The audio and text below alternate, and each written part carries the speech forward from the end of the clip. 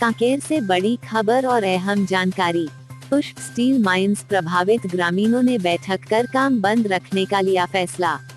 इस वक्त की बड़ी खबर कांकेर से।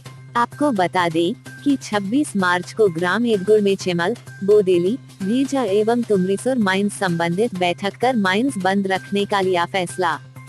सभी 5 गांव का मजदूर का कहना है कि पांचों गांव के मजदूरों को काम में रखा जाए, नहीं रखने पर माइंस बंद रहेगा। ग्रामीणों का मांग है कि पुष्प स्टील माइंस प्रभावित गांव के प्रत्येक परिवार को 100% रोजगार दिया जाए। प्रभावित ग्रामों शुद्ध व पेयजल की व्यवस्था किया जाए। अस्पताल और एम्बुलेंस सहित MBS डॉक्टर सहित नर्स की सुविधा कंपनी द्वारा दिया जावे। आश्रित सभी ग्रामों में सोलर लाइट की सुविधा दिया जाए। प्रभावित ग्रामों में वृक्षारोपण किया जाए।